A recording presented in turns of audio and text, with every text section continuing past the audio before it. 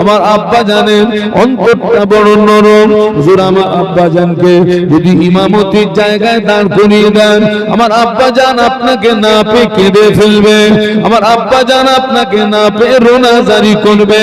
হুজুর এই দায়িত্বটা আপনার অন্য কোন সাহসী সাহাবীকে দিন। আল্লাহ নবী আবার বললেন, ও বাবা বেলাল চলে যাও, মুর আবু বকর ফালিউসাল্লি বিন নাস, আমার আবু বকরকে গিয়ে বলো আমার আবু বকর নামাজটাকে পড়িয়ে দেয়। আমি যেতে পারবো না। এবার বক্স কেটে গেছে মনে হচ্ছে এইটা ছোটটা। মাইকম্যান কে আছেন এখানে একটু আসবেন, একটু দরুদ শরীফ আল্লাহুম্মা। এই ছোট বক্সটা না কি হলো কি দেখো, একটু জোরে জোরে পড়েন। ওয়ালা আলে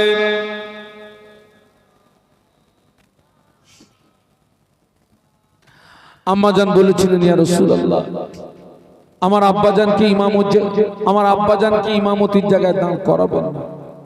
আমার আব্বাজানের মনটা বড় নরম, অন্তরটা বড় নরম।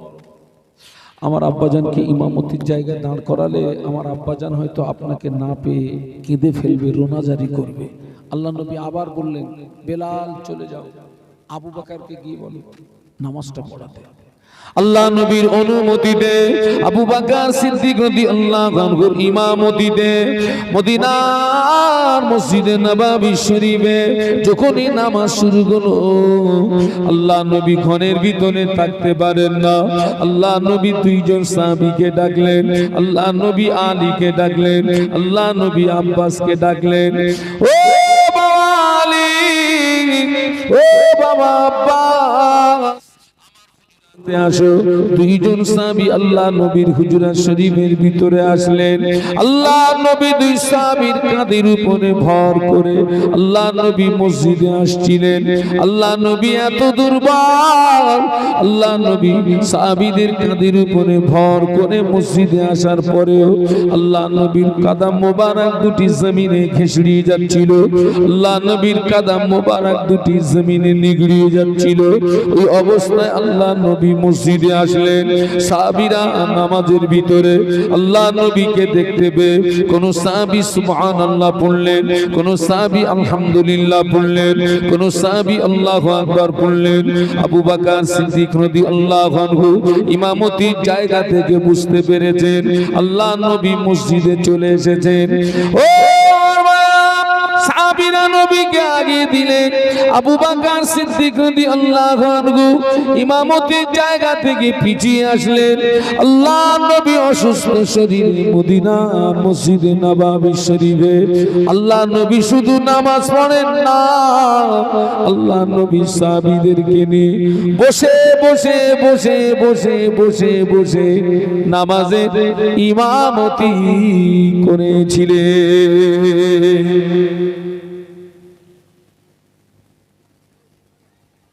তিনি অসুস্থ বলে আসতে পারবেন না বলে একজন ইমাম নিযুক্ত করলেন। সেই ইমামের ইমামতিতে নামাজ শুরু হলো। তিনি কি ঘরে থাকতে পেরেছেন? সাহাবীদের কাঁধের উপরে ভর করে আসলেন, বসে বসে সাহাবীদেরকে নামাজের ইমামতি করলেন।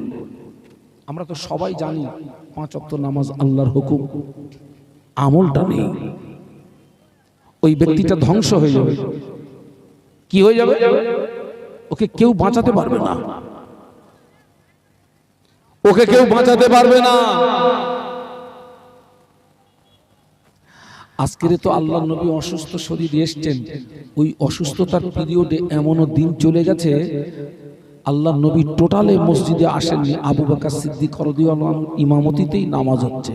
মদিনার মসজিদ আর বিশ্ব নবীর হুজরা শরীফ তো পাশাপাশি বাবা।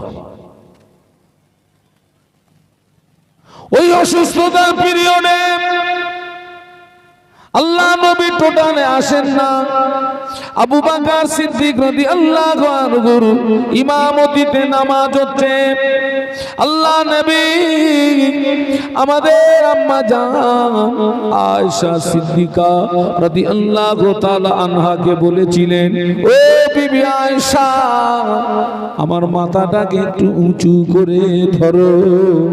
আম্মা জান আল্লাহ নবীর মাথা মোবারকটাকে উঁচু করে ধরলেন। ঘরের পর্দাটাকে সরিয়ে দেওয়া হলো। ঘরের পর্দা যখন সরিয়ে দেওয়া হলো, মদিনার মসজিদে নববী শরীফ এবং আল্লাহ নবীর হুজরা শরীফ ওপেন হয়ে গেল। আল্লাহ নবী সাহাবীদের নামাজের দিকে তাকিয়ে আল্লাহ নবীর নূরের চোখ দিয়ে দাদা দাদা দাদার করে পানি গড়িয়ে যায়। আম্মা জান আল্লাহ নবীর দিকে চেয়ে বলেছিলেন, ইয়া রাসূলুল্লাহ হাবিবাল্লাহ, কোন দুঃখে আপনি কাঁদছেন, কোন কষ্টে আপনি কাঁদছেন? ইয়া রাসূলুল্লাহ হাবিবাল্লাহ, মা ইউবকিকা, কোন দুঃখে আপনি কাঁদছেন, কোন কষ্টে আপনি কাঁদছেন? আল্লাহ নবী বললেন, ও বিবি আয়েশা সিদ্দিকা রাদিয়াল্লাহু তাআলা আনহা, আজকের কান্নাটা আমার দুঃখের কান্না নয়, আজকের কান্নাটা আমার বেদনার কান্না নয়। বিবি আয়েশা, এই নামাজকে প্রতিষ্ঠিত করতে গিয়ে মক্কার কাফেররা আমার মাথায় পচা উটের ভুঁড়ি চাপিয়ে ওরা আমাকে মারার চেষ্টা করেছিল। এই নামাজকে প্রতিষ্ঠিত করতে গিয়ে মক্কার কাফেররা আমার গলায় দড়ির ফাঁসি পরিয়ে টানাটানি করেছিল। এই নামাজকে প্রতিষ্ঠিত করতে গিয়ে আমার দান্দান শহীদ হলো। এই নামাজকে প্রতিষ্ঠিত করতে গিয়ে তায়েফের মাটিতে আমাকে রক্ত দিতে হলো। ও বিবি আয়েশা, আমি রাসূলুল্লাহকে মসজিদে নাই, আমার সাহাবীরা যেভাবে জামাতে নামাজ আদায় করছে, ভবিষ্যতের একটা ছবি আমার সামনে ফুটে উঠলো। আমি রাসূলুল্লাহ একদিন পৃথিবীর জমিনে থাকবো না, আমার সাহাবীরা এইভাবে নামাজ আদায় করবে, আমার উম্মতেরা এইভাবে নামাজ আদায় করবে। ওই আনন্দেই আমার চোখের পানি গড়িয়ে যায়। ও বিবি আয়েশা, আজকের কান্নাটা আমার আনন্দের, আজকের কান্নাটা আমার দুঃখের কান্না নয়, বেদনার কান্না নয়, আজকের কান্নাটা হলো আমার আনন্দেরই কান্না।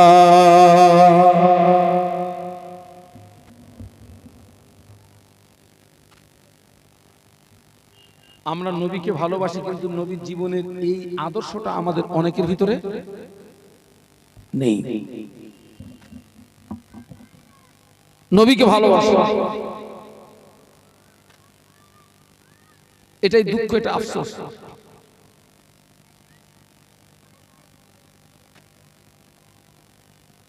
জ্ঞান আছে, আমল নেই। সারা জীবনও শুনেছে নামাজ আল্লাহর হুকুম, অথচ আমল নেই। আল্লাহ পাক ওদেরকে হেদায়েত দেন, বলুন আল্লাহুম্মা আমিন। ও আমার ভাইরা, যুদ্ধের ময়দানে বেঈমান বেদিনেরা আল্লাহ নবীকে এত মার মারলো, আল্লাহ নবীকে এত প্রহার করলো, আল্লাহ নবীর সমস্ত শরীরটা রক্তাক্ত হয়ে গেল, আল্লাহ নবীর সমস্ত শরীরটা খুন আর খুন হয়ে গেল।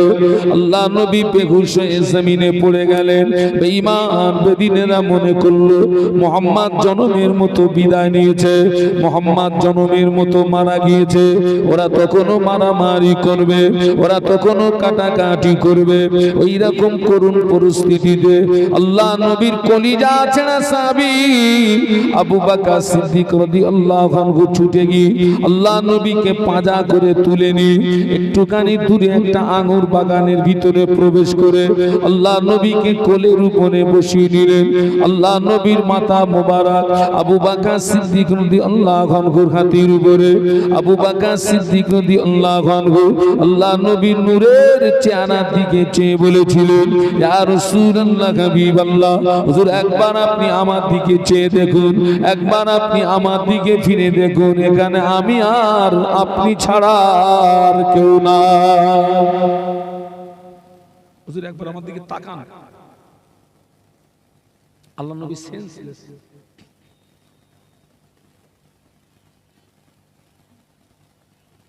আল্লাহ নবী কোন আওয়াজ দেন না, আল্লাহ নবী কোন কথা বলেন না।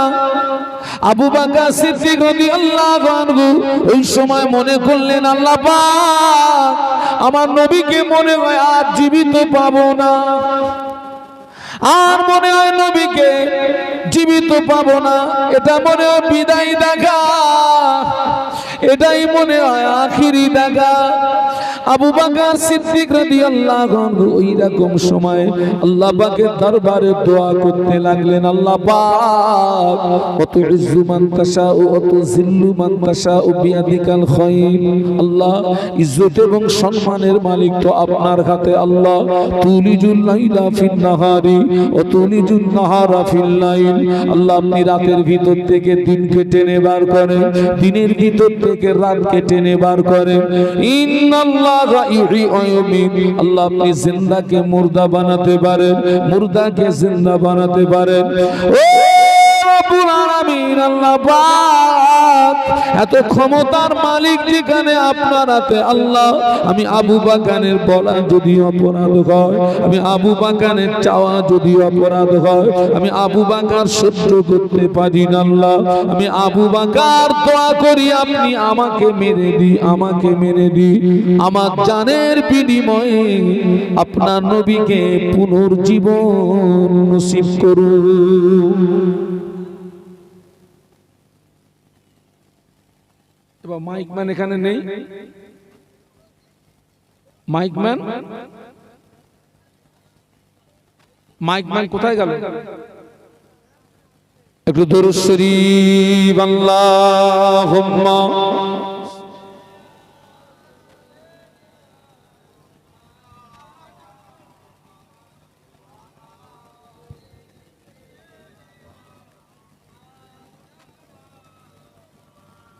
गुलामे मोहम्मद हूँ मैं, क्या डर गए मुझको, गुलामे में उनकी गुजारा करूँगा। अजन से पड़ा हूँ मैं कदमों में उनकी, जुदाई न हरगिज़ गवारा करूँगा। अल्लाहुम्मा पढ़ो बाबा।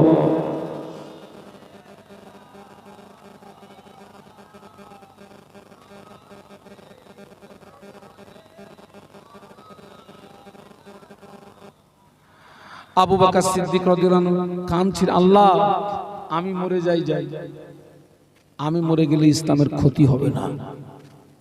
আমার নবী যদি এক্ষুনি মরে যান তো ইসলাম অকালে মৃত্যুর কোলে ঢলে পড়বে। আল্লাহ আমার জানের বিনিময়ে নবীকে বাঁচাও। মাইকম্যান ভাই এই দেখেন তো এইটা, আল্লাহ আমার জানের বিনিময়ে নবীকে বাঁচাও, আমি মরে গেলে ইসলামের ক্ষতি হবে না। এবার ঠিক আছে, আমার নবী যদি এক্ষুনি মারা যান ইসলাম অকালে মৃত্যুর কোলে ঢলবে। আল্লাহ আমার জানের বিনিময়ে নবীকে বাঁচাও। হুজুর কাঁদছিলেন, হুজুরের চোখে আবু বকর সিদ্দিক রাদিয়াল্লাহু আনহু চোখের দুফোঁটা গরম পানি আল্লাহ নবীর নূরের বদনে যেই পড়ে গেছে, আল্লাহ নবী হুঁশ ফিরে পেলেন। একটু জোরে বলুন, একটু মহব্বতে বলতে পারলেন না? আল্লাহ নবী আবু বকর সিদ্দিক রাদিয়াল্লাহু আনহু চেয়ে চেয়ে দেখছেন। আবু বকর সিদ্দিক রাদিয়াল্লাহু আনহু, হুজুর আপনার কষ্ট হচ্ছে? শারীরিক কোনো কষ্ট, দমের কোনো কষ্ট? আল্লাহ নবী বলেছিলেন, ও আবু বকর, ও আবু বকর, আমার দমের কষ্ট হচ্ছে কিনা, নিঃশ্বাসের কষ্ট হচ্ছে কিনা, শারীরিক কষ্ট হচ্ছে কিনা, সব কথা পরে খুলে বলবো।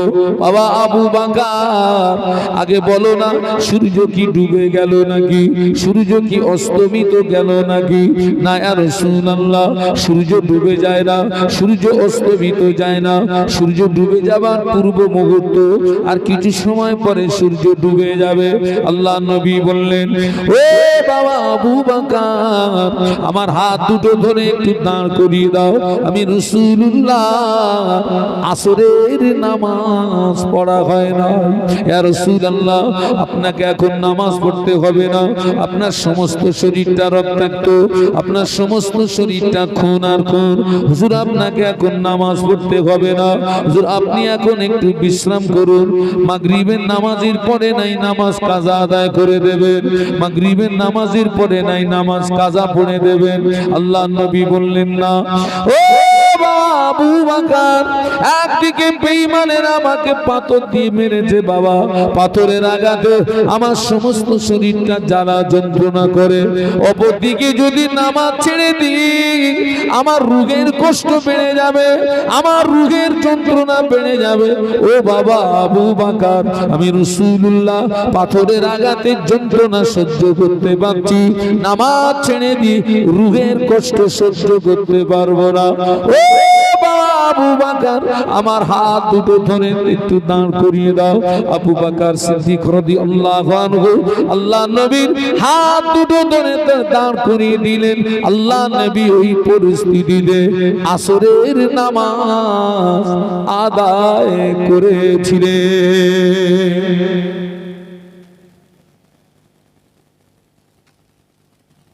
আজকে আমরা কি করছি?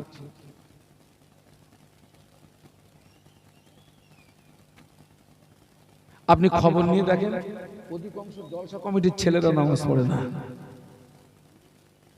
ঠিক না ভুল? একটু জোরে বলেন, কেন বাবা?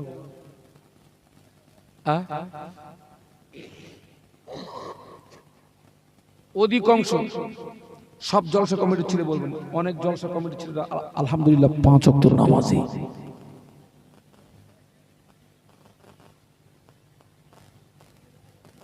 এই সেই রজব মাস, এই মাসের 27 তারিখ, কত তারিখে বিশ্ব নবীর সঙ্গে আল্লাহ পাকের মেরাজ হয়েছিল, দিদার হয়েছিল। আর ওই রাতেই আল্লাহ বিশ্ব নবীর উম্মতের জন্য তোহফা স্বরূপ আল্লাহ নামাজ পাঠিয়েছিলেন। আমাদের সেই নামাজ সম্পর্কে জ্ঞান আছে, কিন্তু অনেকের আমল নেই। নারী পুরুষ আল্লাহ পাক আমাদেরকে হেদায়েত দান করুন, আল্লাহুম্মা আমিন। তাহলে আজকের থেকে আমাদেরকে কি করতে হবে বলুন? আমল করতে হবে। আজ থেকে আমাদের কি করতে হবে? আমরা আজ থেকে ইনশাআল্লাহ 5 ওয়াক্ত নামাজ আদায় করব। বলুন ইনশাআল্লাহ, বলুন ইনশাআল্লাহ। নিয়তটা করে নেন যে আমরা আজকের থেকে 5 ওয়াক্ত নামাজ পড়ব ইনশাআল্লাহ।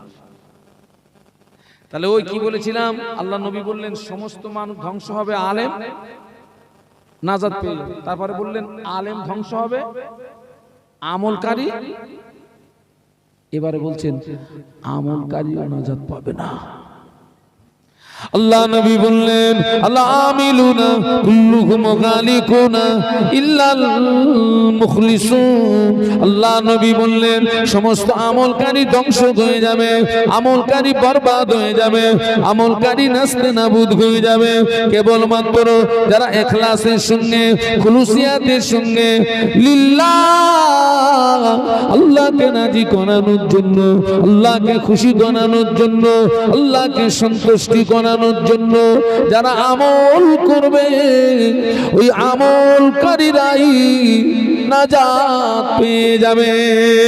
আপনি নামাজ পড়েছেন, আমল করেছেন, আপনার উদ্দেশ্য হলো লোকে আপনাকে নামাজি বলবে, তাই ওই নামাজিটা ধ্বংস হয়ে যাবে।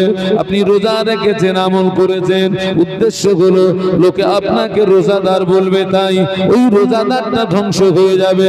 হজ করেছেন, আমল করেছেন, আপনার উদ্দেশ্য হলো একটা ডিগ্রি বাড়বে, তাই ওই হাজী সাহেব ধ্বংস হয়ে যাবে। আমল করার পরেও বলুন কেন? হ্যাঁ, আমল করার পরে ধ্বংস হবে কেন? ও নিয়ত খারাপ। কি খারাপ? একটু সবাই মিলে বলে, ও নিয়ত খারাপ।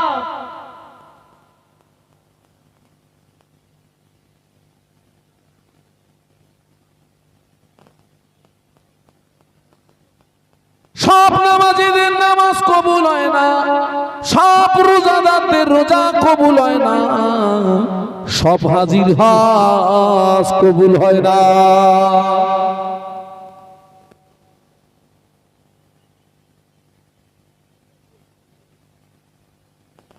অনেক নামাজি আছে, নামাজ পড়ে, আবার গোপনে গোপনে লটারির টিকিট কাটে।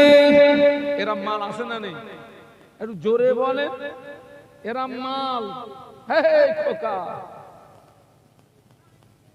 5 ওয়াক্ত নামাজ পড়ে, গোপনে গোপনে লটারির টিকিট কাটে, ও মালের নামাজ কবুল হয় না।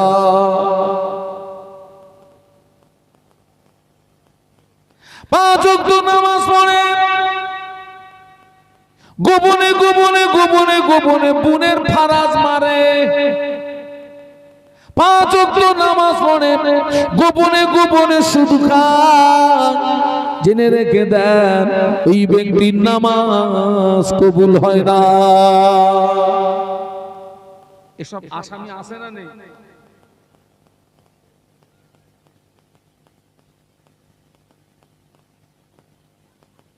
রোজা রাখার পরেও ধ্বংস হয়ে যাবে, রোজা রাখার পরে ধ্বংস হয়ে যাবে বাবা। সব রোজাদারের রোজা কবুল হয় না। ছেলের বাপ এমনি রোজা রাখে না, মেয়ের বাপ তার মানে বেই এসেছে, বেই এসেছে, বেই এসেছে। মেয়ের বাপটা 5 ওয়াক্ত নামাজি, মেয়ের বাপটা ফরজ রোজা ছাড়ে না। মেয়ের বাপ এসেছে, বেয়ের বাড়ি বেই এসেছে, কিন্তু ছেলের বাপ রোজা ধারে না, কিন্তু চিন্তা করছে কালকের বেই আসবে, আমি যদি রোজা না থাকি একটা মান সম্মানের ব্যাপার, অন্তত একটা দিন রোজা করি, বেই যেন বুঝতে না পারে আমি রোজা রাখি না। ওই ব্যক্তির রোজা কি কবুল হবে নাকি?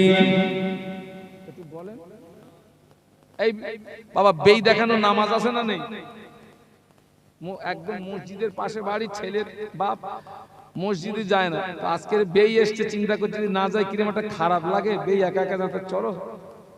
এই নামাজটা হচ্ছে বেই থাকানো নামাজ। কি থাকানো নামাজ?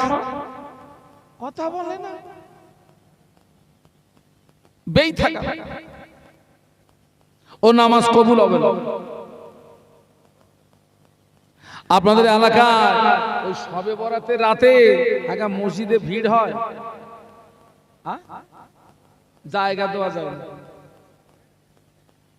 যাদের সারা বছর দেখা যায় না, শবে বরাতের রাতে এসে ইমাম সাহেবরে বলতেছে, হুজুর নিয়ত বলে দেন, আজ লাগবে। এই লাগবে মানে নিয়ত বলে দেন, হুজুর নিয়ত বলে দেছে। হুজুর তো সামনে আর মুক্তাদি সব তো পিছনে, হুজুর দেখতেছে পিছনে দুমদাম আওয়াজ হচ্ছে, তেমন সব ফুরন টান টানতেছে, সব গুপ গাপ মারতেছে। আমি বলি, বাবা ওই নামাজ কবুল হয় না। 2 রাকাত নামাজ পড়ো, খুশু খুজু ইতমিনানের সঙ্গে পড়ো। 2 রাকাত পড়ো, ক রাকাত? ভালো করে পড়ো, ইখলাসের সঙ্গে পড়ো। 2 রাকাত নামাজ পড়ো। আর একটা কথা বলে যাচ্ছি, সবে বরাতের রাতের নফল নামাজ যদি না পড়ো আল্লাহ তোমায় জাহান্নামায় দেবে না। সবে বরাতের রাতের নফল নামাজ যদি না পড়ো আল্লাহ তোমায় জাহান্নামায় দেবে না। 5 ওয়াক্ত ফরজ নামাজ যদি না পড়ো, বিনা তওবায় যদি মারা যাও আল্লাহর জাহান্নামের আগুন তোমায় ছাড়বে না।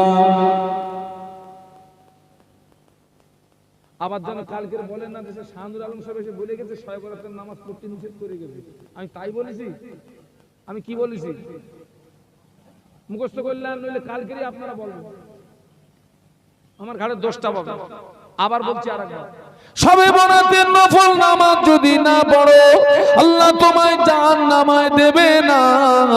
5 ওয়াক্ত ফরজ নামাজ যদি না পড়ো, বিনা তওবায় যদি মারা যাও আল্লাহর জাহান্নামের আগুন তোমায় ছাড়বে না।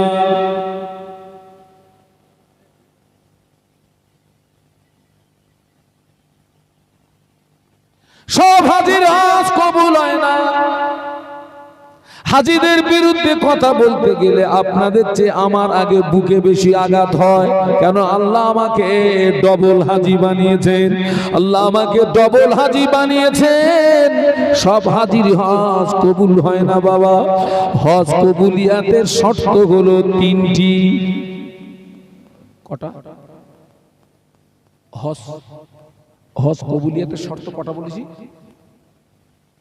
কি কি বলুন তো? এই 3টে শর্ত কি কি?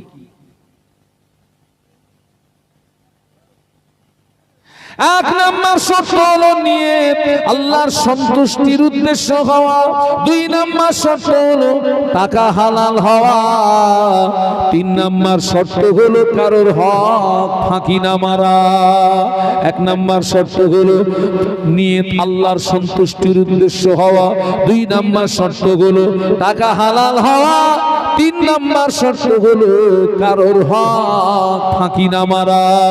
এই 3টি যদি ক্লিয়ার হয় আল্লাহ চাইলে ওই ব্যক্তিটার হজ আল্লাহ পাকের দরবারে কবুল হয়ে যায়। একটু মহব্বতে বলা যাবে? আর একটুখানি আওয়াজ বাড়ানো যাবে? বাহ বাহ। এখান থেকে 15 বছর 20 বছর আগে একজন হাজী সাহেবের সঙ্গে সাক্ষাৎ করতে গেলে 2-10টা গ্রাম তালাশ করতে হতো বাপ। আর এখন তো ঘরে ঘরে 4টি-5টা। তবে সব হাজী খারাপ না, তবে খারাপ হাজীর সংখ্যাটা বর্তমানে নিচে। যদি কেউ আবার হাজী টাজি থাকে যেন আপনি গায়ে টেনে নেন না।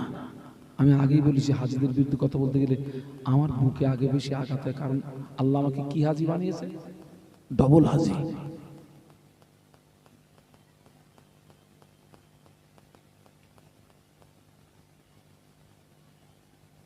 ও আমার মায়েরা, সমাজে কিছু কিছু হাজী বেরিয়েছে বাবা। বুনের ফারাজ মেরেছে 10 লাখ, হজে খরচ 5 লাখ। ওর নিয়ত করেছে বুনের ফারাজ মেরেছি 5 লাখ, 10 লাখ, হজে খরচ 5 লাখ। 5 লাখ টাকা দিয়ে হজ করে আসি, হজ হবে, গুনাহ মাফ হবে। 10 লাখ 5 লাখ লাভ হবে, গুনাহ মাফ হবে কি করে? কাবা শরীফের কোণে 4 কোণ বিশিষ্ট কাবা শরীফ, ওই কাবা শরীফের একটা কোণে একটা পাথর লাগানো আছে। ওই পাথরটির নাম হলো হাজরে আসওয়াদ। ওই পাথরে একবার চুমা দিলে জীবনের গুনাহ মাফ হয়ে যায়। একটু জোরে বলুন, আর একটু জোরে বলুন। ও চিন্তা করতেছে বুনির ফারাজ মেরেছি, এই পাপের বোঝা নামাবো কি করে? তোর থেকে 5 লাখ ব্যয় করি, হজও হবে, গুনাহ মাফ হবে, আবার লাভ কত হবে? গুনাহ মাফ হচ্ছে কি করে? না, ওই যে পাথরে চুমু দেবে, পাথরে চুমু দিলে কি হয়? ও আমার ভাইরা, পাথরে চুমা দিলে গুনাহ মাফ মাফ হয় ঠিকই, তবে সব গুনাহ মাফ হয় না। তুমি নামাজ কাজা করেছো, আল্লাহ চাইলে নামাজ কাজা করেছো, রোজা কাজা করেছো, মিথ্যা কথা বলেছো, ওই হাজরে আসওয়াদ পাথরে চুমা দিলে নামাজ কাজা করার গুনাহ মাফ হতে পারে, রোজা কাজা করার গুনাহ মাফ হতে পারে, মিথ্যা কথা বলার গুনাহ মাফ হতে পারে, ঝাড়া পাটির গুনাহ মাফ হয় না।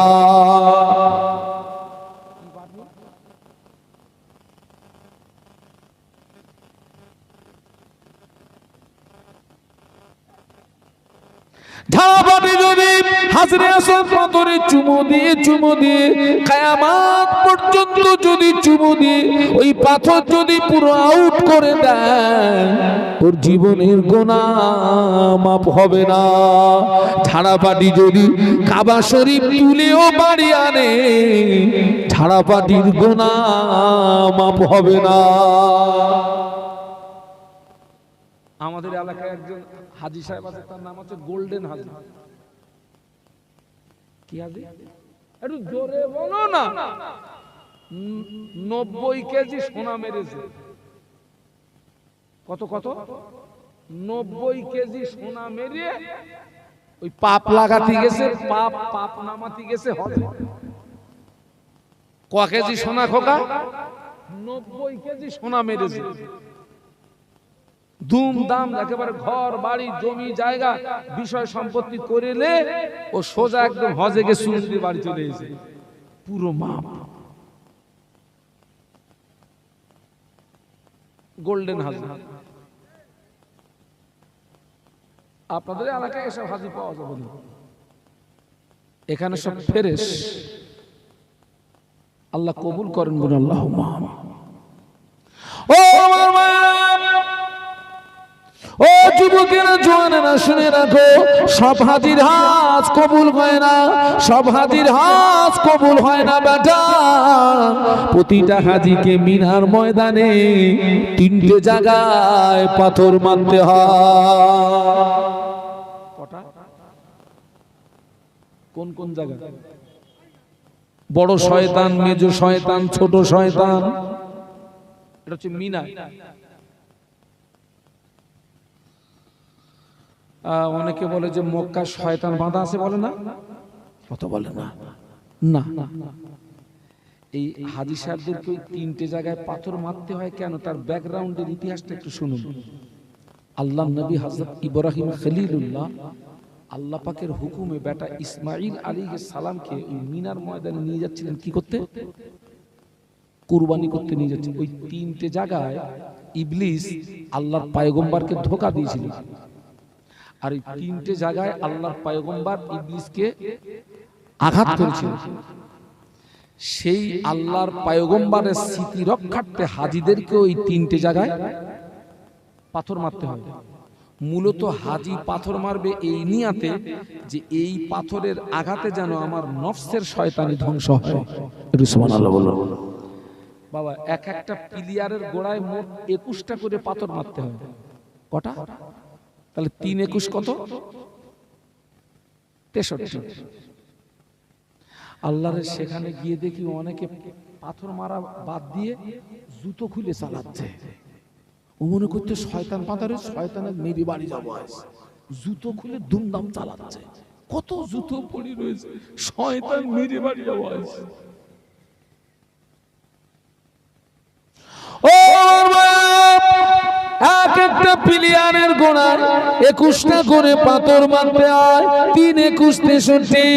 এই হজের পিরিয়ডে হাজীদের মারা পাথর ওখান থেকে তুলে নিয়ে যাওয়ার অনুমতি নাই, ওখান থেকে সরিয়ে নিয়ে যাওয়ার অনুমতি নাই।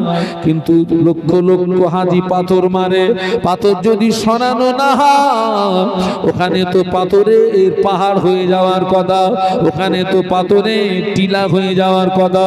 আল্লাহ আমাকে 2 বার না 3 বার নিয়ে গেছেন, আমি ঘুরে ঘুরে দেখেছি ওখানে পাথরের পাহাড় নাই, ওখানে পাথরের টিলা নাই। মনে প্রশ্ন জাগলো, আল্লাহ এত পাথর গেল কোথায়? ওখানে পাথরের পাড় নাই, ওখানে পাথরের টিলা নাই। আমার মনে প্রশ্ন জাগলো, আল্লাহ এত পাথর গেল কোথায়? কেতাব খুলে দেখি, কেতাবে লেখা আছে যে ব্যক্তির হজ আল্লাহ পাকের দরবারে কবুল হয়ে যায়, যার হজ আল্লাহ পাকের দরবারে মকবুল হয়ে যায়, যে হাজির হজ আল্লাহ পাকের দরবারে পছন্দনীয় হয়ে যায়, ওই হাজির মারা পাথর আল্লাহর ফেরেশতারা নিয়ে চলে যায়। যে হাজির হজ কবুল হয় না, ওই হাজির পাথর ওখানে পড়ে থাকে। হজের পিরিয়ডে গিয়ে দেখি হাজার হাজার পাথর পড়ে রয়েছে। বাবা আমার তখন মনে পড়েছে এই পাথরগুলো সব ঝাড়া পাটির পাথর।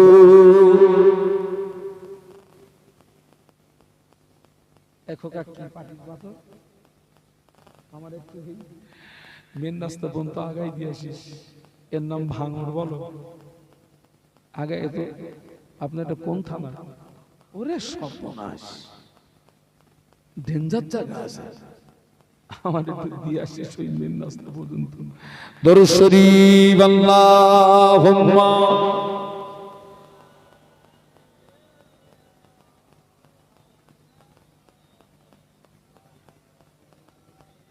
আপনারা চাঙ্গা হলে আমি চাঙ্গা হব ইনশাআল্লাহ। এই দেখেন আমার এই পিঠ যন্ত্রণা করতেছ বাপ। ওই সেই খোকা, ওই সেই ঘাড়ে কি হয়? ঘাড়ে ওরে স্পন্ডলাইস না কি না বলে কি হয়? ঘাড় যন্ত্রণা করে, পিঠ যন্ত্রণা করে, হাত যন্ত্রণা। খোকা আল্লাহ আমার ওই রোগটাও দিয়েছে। আমি এর জন্য কিন্তু না খোস না। আমি এখন এই যে ওয়াজ করতেছি খোকা, আমার ওখানে কিয়ামতের মতন যন্ত্রণা হচ্ছে। জোরে জোরে দরুদ আল্লাহুম্মা সাল্লি আলা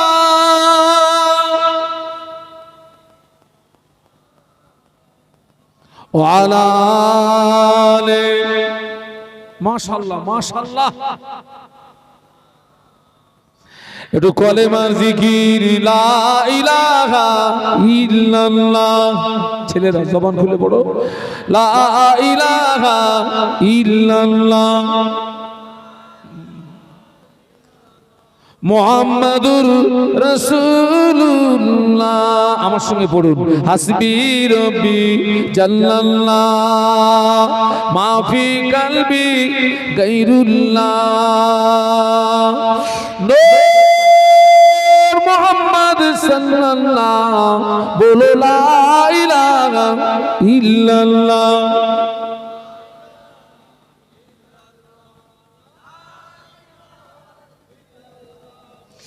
মুহাম্মাদুর রাসূলুল্লাহ। আল্লাহুম্মা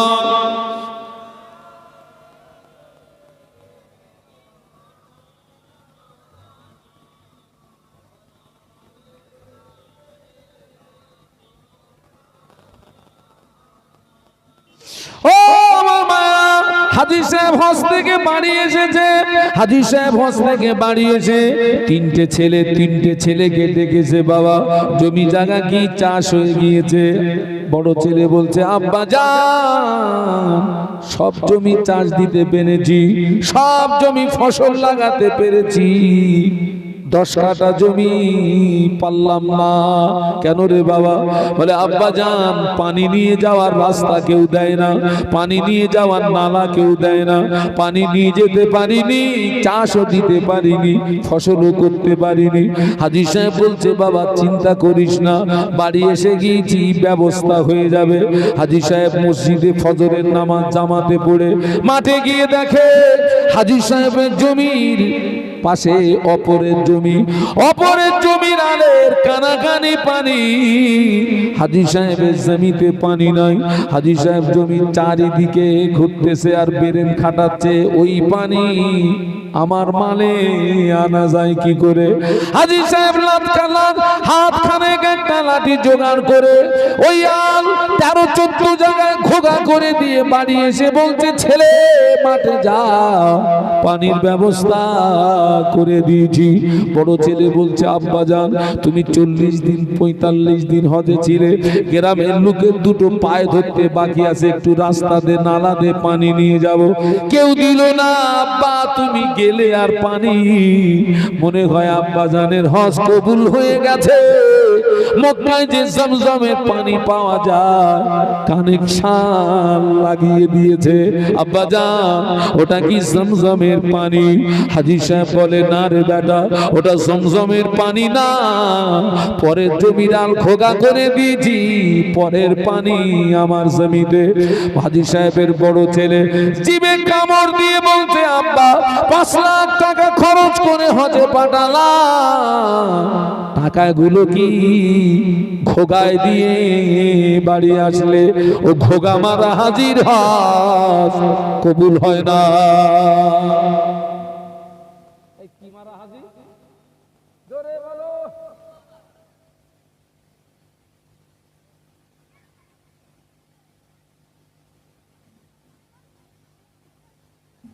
সব আমলকারী ধ্বংস হয়ে যাবে যারা ইখলাসের সঙ্গে, খুলুসিয়াতের সঙ্গে আল্লাহকে রাজি করানোর জন্য। তোমার হজ যেন হয়, জীবনের প্রত্যেকটা আমলের মূল টার্গেট হবে একটা, আল্লাহর সন্তুষ্টি। কোরআন, ইন্না সালাতি ওয়া নুসুকি ওয়া মাহইয়ায়া ওয়া মামাতি লিল্লাহি রাব্বিল আলামিন।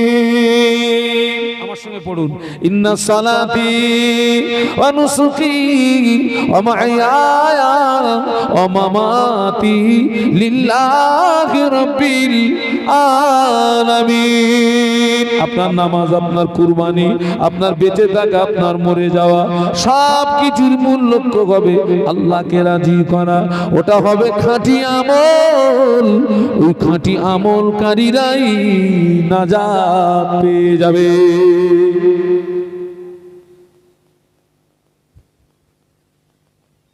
হযরত কি বলে রাবিয়া বাসরী রাহমাতুল্লাহ আলাইহা, যিনি ছিলেন একজন আবেদা বান্দী,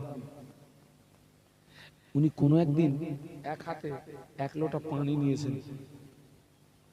কিনে নিয়েছেন 1 লোটা, অপর হাতে নিয়েছেন একটা আগুনের মশাল। স্বাভাবিকভাবে উনি যেভাবে চলেন, সেছাড়া ওই দিনে খুব দ্রুত গতিতে, এক কথায় ছুটে ছুটে যাচ্ছেন সামনের দিকে। ওনার মহব্বতের মানুষরা আটকালেন ওনাকে, হুজুর আপনাকে তো এইভাবে কোনোদিন চলতে দেখিনি, এত দ্রুত গতিতে কোথায় যাচ্ছেন? আবার দেখছি এক হাতে 1 লোটা পানি, অপর হাতে একটা আগুনের মশাল। রাবিয়া বাসরী রাহমাতুল্লাহ আলাইহা বলেছিলেন, পৃথিবীর অধিকাংশ মানুষ হচ্ছে স্বার্থপর। কেউ ইবাদত করে জাহান্নামের ভয়ে, আর কেউ ইবাদত করে জান্নাতের আশায়। ঠিক বলেছেন না ভুল বলেছেন? কেউ ইবাদত করে জাহান্নামের ভয়ে, আর কেউ ইবাদত করে জান্নাত পাওয়ার। উনি বলেছিলেন, যারা জাহান্নামের ভয়ে ইবাদত করে, আমার এই হাতের পানি দিয়ে ওই জাহান্নামটাকে নিভিয়ে দেব। আর যারা জান্নাতের আশায় ইবাদত করে, আমার এই হাতের আগুনটা দিয়ে ওই জান্নাতটাকে পুড়িয়ে ছাই করে দেব। এই জন্য যাচ্ছে, দেখি এরপরে এরা কোন আশায় ইবাদত করে। বলেই বললেন, জাহান্নামের ভয়ে ইবাদত হওয়া উচিত নয়, জান্নাতের আশায় ইবাদত হওয়া উচিত নয়, ইবাদত হওয়া উচিত আল্লাহর সন্তুষ্টির উদ্দেশ্য।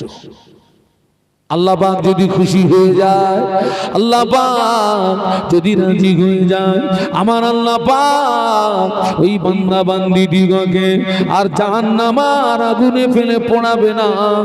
আল্লাহ পাক ওই বান্দা বান্দীদেরকে রহমতের দয়ার জান্নাত দিয়ে দেবে। আপনার জীবনের কোন আমল যদি লোক দেখানোর উদ্দেশ্য হয়, কোন আমল যদি অহংকারের সঙ্গে হয়, ওটা হবে শিরিক। কি হবে? কোন আমল যদি লোক দেখানোর উদ্দেশ্য, কোন আমল যদি অহংকারের সঙ্গে, ওটা শিরক হবে। আর আল্লাহ বান্দার জীবনের সমূহ গুনাহকে মাফ করেন, শিরকের গুনাহকে। কোরআন শরীফ, ইন্নাল্লাহা লা ইয়াগফিরু আন ইউশরাকা বিহি ওয়া ইয়াগফিরু মা দুনা যালিকা লিমান ইয়াশা। আল্লাহ বান্দার জীবনের সমূহ গুনাহকে মাফ করেন, শিরকের গুনাহকে আমার আল্লাহ মাফ করেন না। অতএব আমাদের জীবনের কোন আমল যেন লোক দেখানোর উদ্দেশ্য না হয়, আমাদের জীবনের কোন আমল যেন অহংকারের সঙ্গে না হয়। ও বাবা, বাপ মা মরে গেলে আমরা তাদের সবরেশনের জন্য অনেক কিছু করি না বলুন? আচ্ছা, এই লোক নিমন্ত্রণ করে খাওয়ানোর সওয়াব বেশি না স্থায়ী ভাবে? মনে করুন মসজিদে একটা উজুর জায়গা নেই, যদি বাপের নামে একটা উজুর জায়গা করে দিই, কি একটা মাদ্রাসা এতিমখানায় একটা উজুর জায়গা নেই, যদি একটা উজুর জায়গা কি একটা টিউবওয়েল যদি বসিয়ে দিই, এই লোক খাওয়ানো আর টিউবওয়েল বসানো দুটোর ভিতরে সব বেশি কোনটা? টিউবওয়েল বসানো। আমার সমাজে কোনটা বেশি করে? একটু জোরে বলেন। কেন বলেন দিন? ওই টিউবওয়েল বসানোর পর 10 গ্রামের লোক জানবে,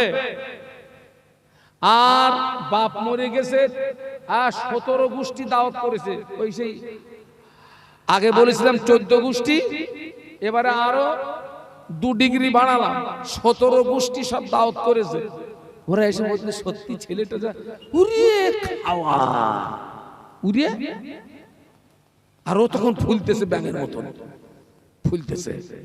তোর বাপ কিছু পাবে? তোর বাপ কিছু পাবে? আমি বলে যাচ্ছি, আব্বা মা মরে গেলে ওই যে 40 দিন 41 দিন সব খানা শাদি দেয় না, ও খানা শাদি করবেন না, করবেন না।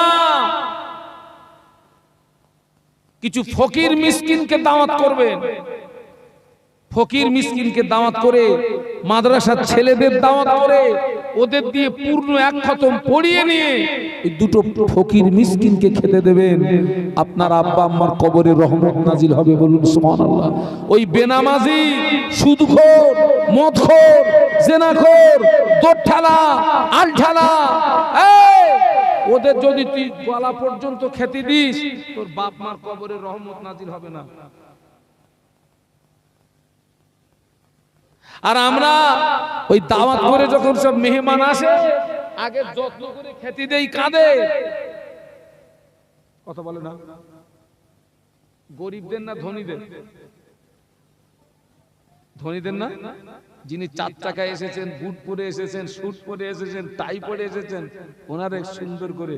আর যে এক গরিব মানুষ, এতিম ফকির, ছেঁড়া ছোড়া জামা কাপড়, ওরে বলছে দাঁড়া, ওই টিকে দাঁড়া, अभी धोनी का सब चल रहा है, थोड़ा इंतजार करना पड़ेगा तुझे, रुक जा इधर।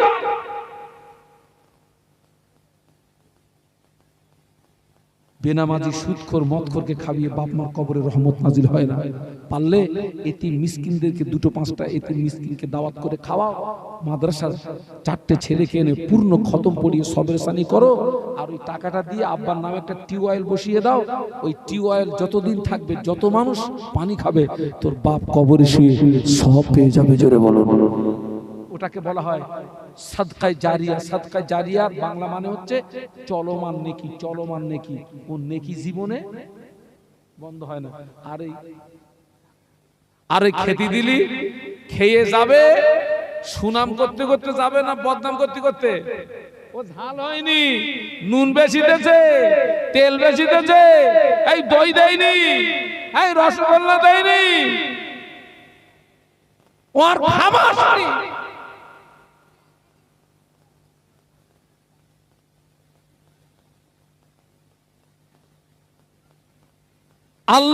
আল্লাহ সন্তুষ্টির উদ্দেশ্যে করো, লোক দেখানোর জন্য করো না। আজকের এই কাজগুলো অধিকাংশ লোক দেখানো হয় না, হয় না? না আমি কি ভুল বলতেছি?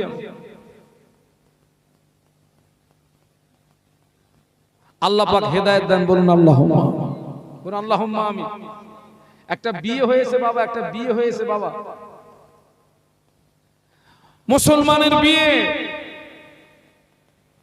মুসলমানের বিয়ে। সেই বিয়েতে যারা নিমন্ত্রণে গিয়েছে সেখানে অনেক রকম খাবার পাবা, মদের বোতলও পাবা, ওপেন ওপেন ওপেন। কিসের বোতল? মদের বোতল। মুসলমানের বিয়েতে। আর হারামি একদম সেখানে গিয়ে টুপিওয়ালা দাড়িওয়ালা মসজিদের ইমাম দাড়ি জাবিয়ে খাচ্ছে, দাড়ি জাবিয়ে খাচ্ছে।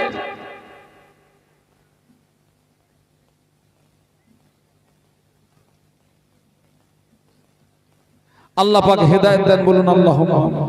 আপনাদেরকে আরেকটা কথা বলে যাচ্ছি, আমল কম হোক, সলিড হোক, লাভ আছে। অনেক আমল করেছেন, ভেজাল মেরেছেন, লাভ নেই। আমল কম হোক, কি হোক, সলিড আমল, খাঁটি আমল।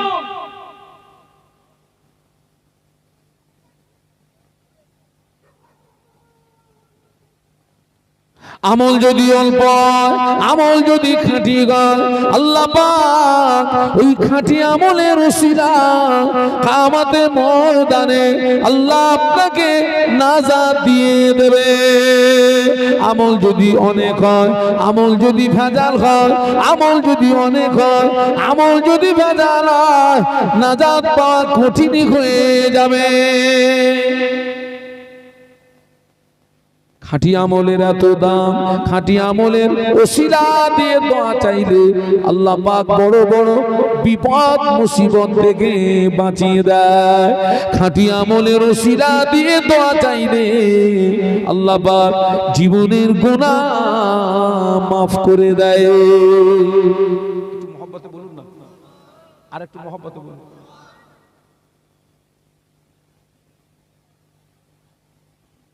হ্যাঁ, বাপের সবের সানি হচ্ছে, সবাইকে খতম পড়ার দাওয়াত দিয়েছে, কলেমা পড়ার দাওয়াত দিয়েছে, এবারে কলেমা গুনতেছে তসবিলে। আপনাদের কি হয়?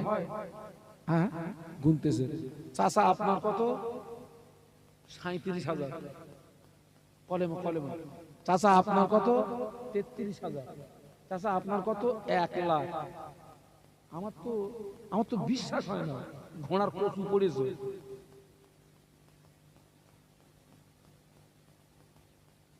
আমিও তসবিহ তেলাওয়াত করি, 37,000 কলেমা পড়তে গেলি আমাশা হবে। কি হবে? আমাশা হবে। খতম দেখছে 37 খতম, 32 খতম। ও খতম নাকি? হ্যাঁ, খতম মানে মেরে ফেলেছে।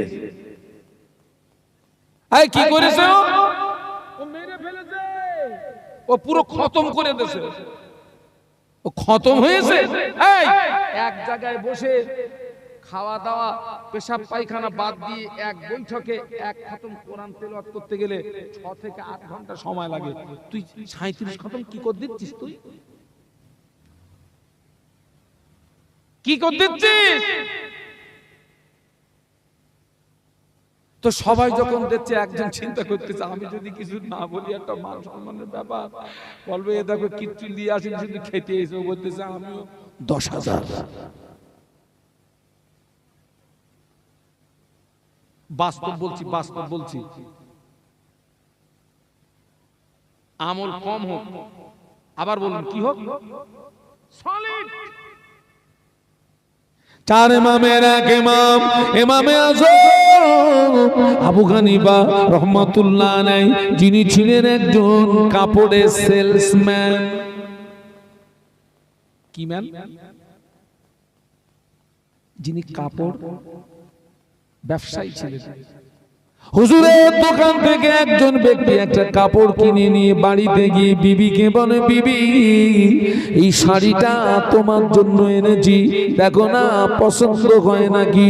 বিবি শাড়িটা উপর থেকে দেখে খুবই ভালো, কিন্তু খুলে দেখে বাবা ওই শাড়ির ভিতরে কয়েক জায়গায় নালফোট দেখতে পাওয়া যায়।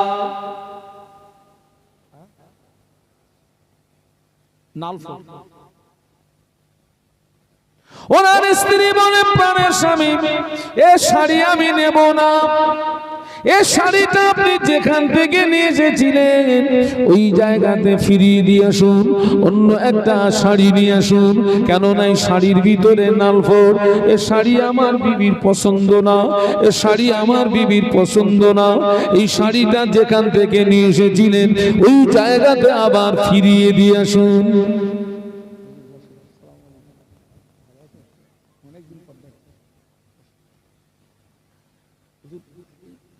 একটুখানি এটি করে কি শেষ করব?